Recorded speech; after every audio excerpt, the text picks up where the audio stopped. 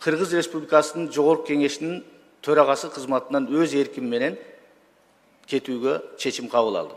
Кана кийин камчы Кыдыршаевичтей чек араны чечүүдө мен ошол вице-премьерлерге айтар элем. Ал кишине жаман сөз айтуудан биз өйдө болушубуз керек. Биз кыргыз эли элге, мамлекетке кызмат кылган уулдарын сыйлай билишибиз керек. Ошол кезде жанын оозуна тиштеп алып, президенттин тапшырмасы менен чуркап жүрүп чечти да ошол маселени. Биз расмий сапарда жүргөн мезгилде биздин өлкөбүздө бир топ саясий оош кыйыштар болуп кетти. Буга бардыгыбыз күбөбүз. Ошондо ушу менин дарегиме дагы бир топ сөздөр айтылып, ар түрдүү маселелер болуптур. Мен айтып коет элем, биринчиден, урматтуу депутаттар, урматтуу кыргыз эли, мен бир эки адамга же бир адамга кызмат кылбайм. Мен кыргыз элине, кыргыз парламентине кызмат кылып келатам. Мындан кийин дагы кыргыз элине, кыргыз парламентине, кыргыз мамлекетине кызмат кылам. Ошондуктан мени бир эки адамга же бир адамга байлаган туура эмес. Кудайга шүгүр, мынакей өзүңүздөр билесиздер, 2022 жылы 5 октябрда Жогорку Кеңештин 7-чи чакырылышына төрага болуп шайландым. Ошол күндөн ушул күнгө чейин бардык аракетимди Кыргыз Республикасынын парламентинин кадыр баркын арттырууга, ушул жерде кыргыз мамлекетине, кыргыз элине, келечегине маанилүү, керектүү мыйзам долбоорлорун, мыйзамдарды жана маанилүү мамлекеттик чечимдерди кабыл алууга өзүмдүн салымымды коштум деп айта аламын. Бүгүнкү күндө Кыргызстанда стабилдүүлүк, эң башкысы саясий туруктуулуктун жетишкендигинин негизинде мына өлкөбүздө өсүп өнүгүүлөр болуп атат. Өлкөбүз соңку жылдары жеке аймакта эмес, мындай дүйнөдө эң тездик менен өнүгүп аткан мамлекеттердин катарына кирип атат. Экономикабыз жогорулуп атат. Буга сөзсүз түрдө урматтуу президентибиз Садыр Нуркожоевич баштаган команданын, ошондой эле кыргыз парламентинин салымы абдан чоң жана маанилүү. Анткени бардык ошол зарыл мыйзамдар, керектүү мыйзамдар ушул жерде кабыл алып, ушул жерде ошо чечимдер жактырылып атат. Ошонун негизинде ушундай өнүгүүлөргө, өбөлгө түзүлүп атат. Анткени менен урматтуу депутаттар, бизде ушундай саясий маданият болуш керек. Саясий маданият болуш керек, эч кандай бир ызы чуусу жок. Ар кандай бир бүдөмүк ойлорго талкуу жаратпастан мен өзүм ушундай чечим кабыл алдым. Бүгүн Кыргыз Республикасынын Жогорку Кеңешинин төрагасы кызматынан өз эрким менен кетүүгө чечим кабыл алдым. Бул менин жеке чечимим. Мага эч ким басым, кысым көрсөткөн жок. Ага жол да бербеймен. Бул менин мүнөзүм ошондой. Ошон үчүн сөздү көбөйтпөйүн дедим. Бизде стабилдүүлүк болуш керек. Урматтуу президентибиз Садыр Нуркожоевич баштаган саясий реформалар толук аягына чыгыш керек, саясий туруктуулук болуш керек. Мына ушул максатты көздөп, мамлекетчилдик сезим менен мен ушундай чечимди кабыл алып отурам. Мен чечимимди колдоп бериңиздерди суранам. Мени Жогорку Кеңештин төрагасы, Кыргыз Республикасынын Жогорку Кеңешинин 8-чи чакырылышынын төрагасы кылып, чоң ишеним менен шайлаган ушул жерде бардык Кыргыз Республикасынын Жогорку Кеңешинин депутаттарына терең ыраазычылык билдирем. Ошол эле учурда Жогорку Кеңештин аппаратына терең ыраазычылык билдирем, аппараттын кызматкерлерине. Барыңыздар сак саламат болуңуздар. Мен азырынча эч жака кетпейм, эч жака барбайм. Ушул жерде сиздердин араңыздарда катардагы депутат болуп, ушул өлкөнүн келечегине кызмат кылууга даярмын. Бар болуңуздар. Рахмат. Калыс бололу, адилет бололу дейбиз, өзүбүздөн баштайлы. Мен эми азыр элдин атынан сүйлөгүм келип атат.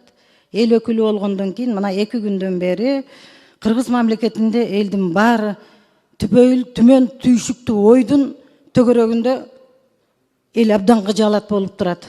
Бул эмне болуп кетти деп. Ушунчалык саясат тездик менен өнүгүп атат. Саясий кырдаал, саясий абал кандай болгон учурда дагы адилеттикти туу тутсак, бирөөнүн артынан бычак сайып иш кылганды токтотсок, мамлекетте саясаттын эң чоң чордону саясат ушул жерде болот. Мен мына кече күндөн бери айтып атам, ушул жерде коллегалардын баарына. Ай, каглайындар, төрагабыз турат. Нары бери чуркап, артынан бычак урмай токтотолу. Парламентте төрага эч бөлүп жарган жок. Адилеттик үчүн айтып коеюн мен.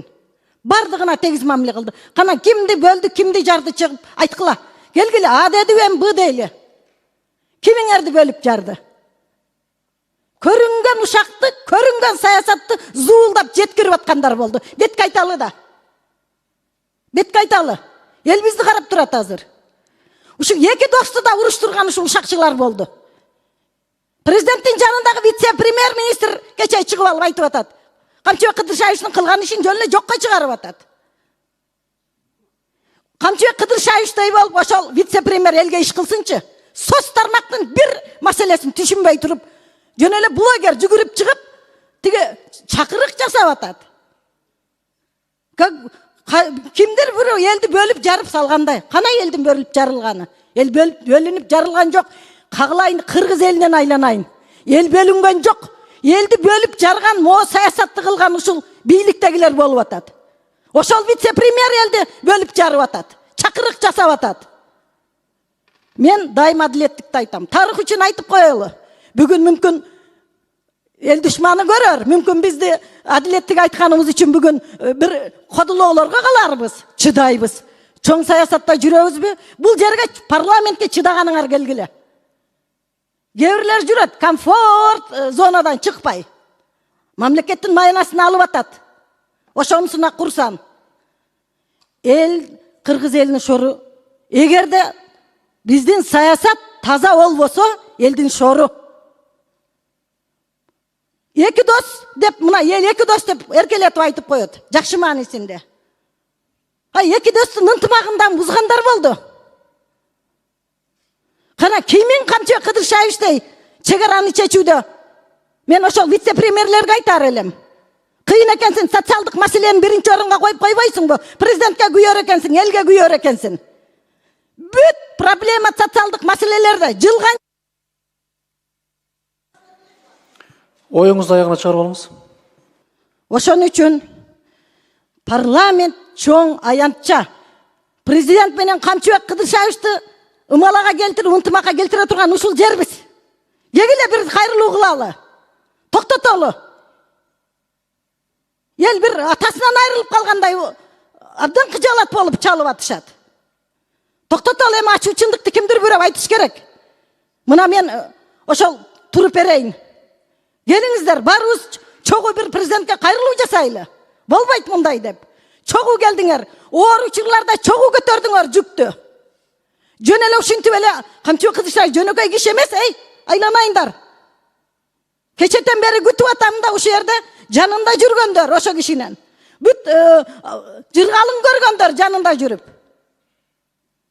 Бир гана Үмбеталы чыкты, рахмат Үмбеталыга. Мен кечетен бери ойлонуп атам, кимдир бирөө айтар бекен, жигиттерден кимдир бирөө мындай чыгып, ушул эки дос урушпаш керек, жараштыралы деген сөздү айтар бекен деп аттым эле кечетен бери. Мына ошонун курмандыгы болуп отурат төрага. Бул кишинин мен бир канча жолу эч кимди сатпаган, бир канча жолу күбө болгонмун. Жигит деген жигитче кетет монтип. Мына өзүнүн арызы менен кетип атат. Мына азыр угуп отурабыз бардыгыбыз. Ошон үчүн мен келиңиздер, эми жогорку кеңеш чоң аянтча берге келип эле күн өткөрүп, күн тартибин карап коюп кете бербестен саясатка аралашалы. Кризистик абалда туруп берели биз дагы. Мен барыңыздарды чакырам, ынтымакка чакырам барыңыздарды. Бөлүнүп жарылууга эмес, ынтымакка чакырам. Рахмат. Урматтуу кесиптештер, мына бүгүн күтүүсүз окуя болду. Мамлекеттик кызмат деген бул менчик эмес. Мамлекеттик кызматка келгенде ар бир жаран шайлангандан кеткен эсинен чыгарбай жүрүш керек да. Мына бүгүн Тургунбек Нурлан уулу өзүнүн чоң саясий эркин көрсөтүп, өз каалоосу менен акыркы окуяларга байланыштуу ушу төрагалык милдетти өткөрүп атат. Тургунбек уулу Нурлан мырза, ишиңизге ийгилик. Сиз бул төрага боло электен мурун эле 15-12 жылдан бери биз жакшы таанышпыз. Адам катары кандай адам экениңиз, кандай саясатта жеке адамдык мүнөзүңүз бар экенин билебиз. Мына бүгүн кызмат бул түбөлүктүү эмес, сиз элдин өкүлүсүз, өкүлбөйдөн калып атасыз. Бул трагедия кылып көңүлгө албай турганда маселе. Албетте бул үч бийликтин бир бутагы, чоң саясий орган. Урматтуу кесиптештер, Камил Абдыразаков азыр бир жакшы сөз айтты да. Бир жагы жогорку кеңештен өздөрүн пиар кылып, саясий окуяларга негиздүү аралашпаганы да жакшы. Түшүнүп түшүнбөй, билип билбей сүйлөбөгөнү да жакшы. Акыркы окуялар боюнча болуп аткан мына президентибиз Садыр Нуркожоевич Конституциялык сотко кайрылды. Мыйзамдуу чечим болот. Ал эми ортодо 20 жылдан бери мамлекет кантип түптөлдү, барыңыздар билесиздер. Ошол эки адамдын жанында жүрүп, көптөгөн мамлекет үчүн кызмат кылдык. Президенттин да Камчыбек Кыдыршаевич да жөндөмүн, аракетин, пейилин, мамлекетчил экенин жакшы билебиз. Камчыбек Кыдыршаевич өзүн, үй бүлөсүн тобокелдикке салып, өмүрүн сайын мамлекет үчүн эмне деген иштерди жасады. А бирок бүгүнкү күндө мамлекет кызматкерлер, саясатчылар пайдалануу убакыттан ал кишине жаман сөз айтуудан биз өйдө болушубуз керек. Биз кыргыз элге мамлекетке кызмат кылган уулдарын сыйлай билишибиз керек. Кызматтабы, кызматтан эмеспи? Ошондо жаштарга келечекке стимул болот.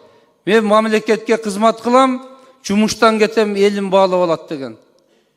Урматтуу кесиптештер, мен бардыгыңыздарды ушундай түшүнүү, билүү менен мамиле кылууга чакырам. Президентибиздин ишине ийгилик. Конституциялык сот өз чечимин берет. Кыргыз мамлекети күчтүү өлкөгө айланат. Адам кызматка келет, кетет, бирок мамлекет туруктуу болуш керек. Рахмат барыңыздарга. Урматтуу Нурланбек Тургунбек уулу, сиз менен кесиптеш болуп иштеп калганыма сыймыктанам. Сиздин парламенттеги жасаган иштериңизди бардык кесиптештер билет, бардык аппарат билет. Сиз парламенттеги, ушу парламенттин иштөө маданиятына кошкон салымыңыз, аппараттын ичиндеги болгон өзүңүздүн жасаган иштериңиз, ушул жердеги ынтымакты кармап тургандыгыңыз баарыбызга белгилүү. Ошон үчүн сизге терең ыраазычылык билдирип, рахмат айткым келет. Мындан ары дагы чогуу кесиптеш болуп, кыргыз элинин келечеги үчүн, өлкөбүздүн өнүгүүсү үчүн, жалпы кыргыз эл үчүн кызмат кылабыз деген ниеттемин. Ошол эле учурда мына азыркы болуп аткан кырдаалга карата мына мен өзүм дагы оюмду айтып кетүүгө уруксат этиңиздер. Эми урматтуу кесиптештер, биз 5 жыл артка бир кылчайып карайлычы. 5 жыл мурда биздин мамлекетибиз кандай акыбалда эле? Мына ушул акыбалдан ушул бүткүл эл шайлаган мына биздин урматтуу президентибиз Садыр Нуркожоевич, анын жанындагы кыргыз эл баатыры, эл сыйлаган Камчыбек Кыдыршаевич жетектеген команда suurup чыкпадыбы мамлекетти ошол акыбалдан? Элдин жүрөгүндө муз болуп катып калган кумтөр маселеси чечилбедиби?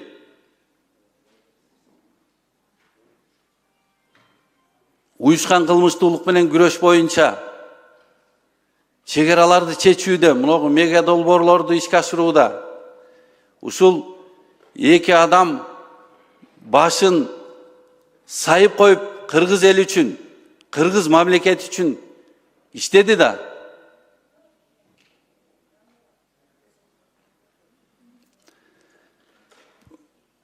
Мына урматтуу президентибиздин тапшырмасы менен Камчыбек Кыдыршаевич уюшкан кылмыштуулук менен күрөшүүдө жанын тиштеп алып,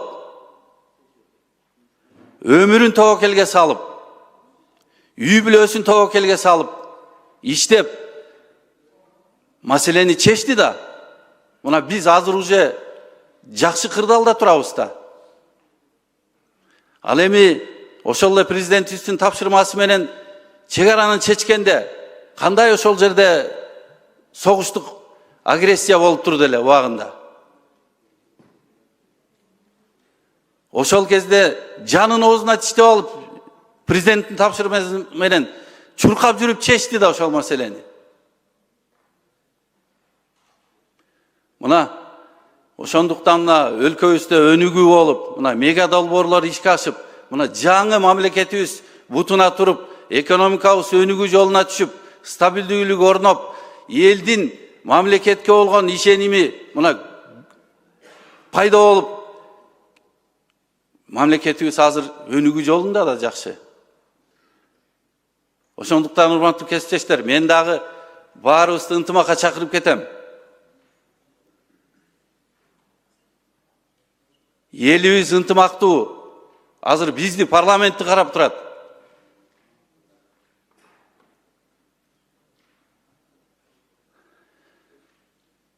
Мындай мына бизде азыркы мына элдин ошол кездеги жоопкерчилигин, түйшүгүн, ошол жоопкерчиликти мойнуна ала алган биздин эр азаматтарыбыз аз.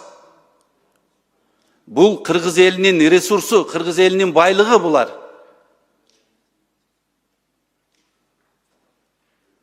Ошондуктан урматтуу кесиптештер,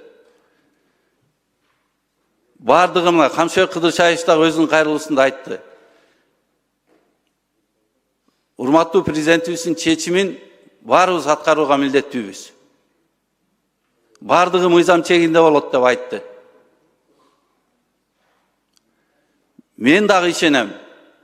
Мына парламентте да ынтымак болот. Элибиз ынтымактуу.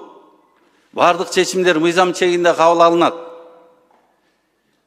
Бунун бардыгы биздин өлкөбүз үчүн, кыргыз мамлекет үчүн, кыргыз эл үчүн керек. Парламент үчүн керек. Ошондуктан урматтуу кесиптештер, мен толук ишенем. Ошол урматтуу президентибиз Садыр Нуркожоевич менен, Камчыбек Кыдыршаевич менен башынан баштап бир мамлекет үчүн, эл үчүн иштеп келаткан инсан катары баарыбыздан, баарыңыздардан суранып кетем. Баарыбыз ынтымактуу бололу. Өлкөбүздүн өнүгүүсү үчүн, стабилдүүлүгү үчүн, кыргыз эл үчүн. Рахмат баарыңыздарга.